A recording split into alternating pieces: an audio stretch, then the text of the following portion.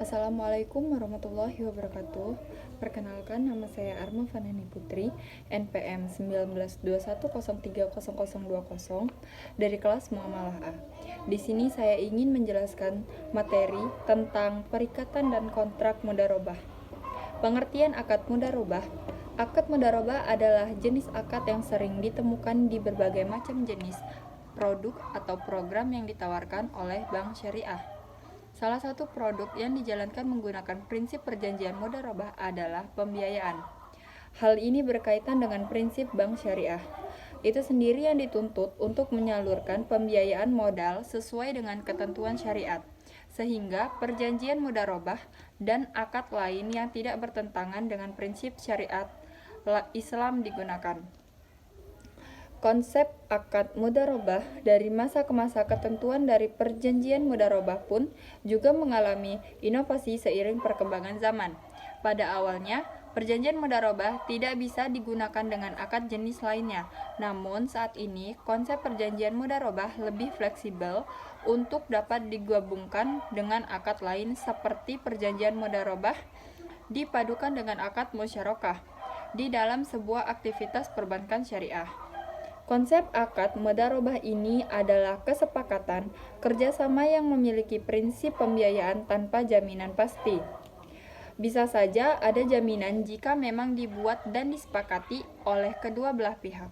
Bisa dikatakan dalam akad ini, transparansi merupakan faktor yang sangat penting bagi terlaksananya kesepakatan dengan baik.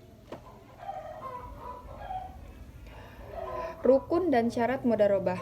Rukun adalah segala sesuatu yang menyebabkan suatu akad dapat dilaksanakan, karena rukun merupakan bagian integral yang tidak terpisahkan sehingga akad tersebut tidak rusak atau batal dalam pelaksanaannya. Berikut adalah rukun mudharabah menurut jumhur ulama. Yang pertama, pihak-pihak yang melakukan akad, yaitu pemilik dana dan pengelola modal. Yang kedua, modal. Yang ketiga, usaha yang dijalankan. Yang keempat, keuntungan. Yang kelima, pernyataan ijab dan qabul. Sedangkan syarat mudharabah berkaitan dengan rukunnya, yaitu sebagai berikut.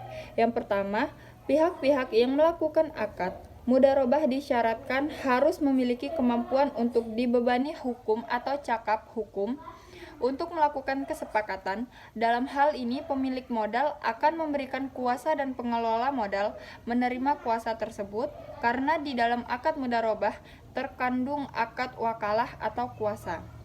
Yang kedua, modal. Dalam akad mudharabah harus memenuhi ketentuan sebagai berikut. Yang A, modal harus berupa alat tukar. Yang B, modal harus dapat diketahui sehingga modal untuk diukur, mudah untuk diukur. Yang C, modal harus dalam bentuk tunai. Dan yang keempat, modal harus dapat dipindahkan atau diserahkan dari pemilik modal kepada pengelola modal. Selanjutnya, jenis mudharabah. Yang pertama, mudharabah mutalaqah. Dalam transaksi syariah, akad mudharabah mutlakah adalah istilah yang akan sering kamu temui. Mutlakah adalah salah satu jenis akad mudharabah di mana pemilik modal tidak ikut menentukan usaha apa yang dilakukan oleh si pengelola modal. Sifat dana yang diberikan adalah dana bebas, artinya pihak pengelola dana tidak memiliki batasan dalam menentukan usaha dan pelaksanaannya. Pihak pemilik modal hanya melakukan pengawasan untuk memastikan modal usaha yang diberikan berjalan dengan lancar dan mereka akan menerima nisbah atau bagi hasil dari usaha tersebut. Sesuai kesepakatan, akad mudharabah mutlakah akan menjadi bukti kerjasama sah yang akan mengatur bagi hasil atau nisbah yang diterima oleh si pemilik modal. Yang kedua, mudharabah muqayyadah. Jenis lainnya adalah akad mudharabah muqayyadah. Jenis ini merupakan kebalikan dari mutlakah. Pada akad ini, pemilik modal bisa menentukan jenis usaha yang dijalankan.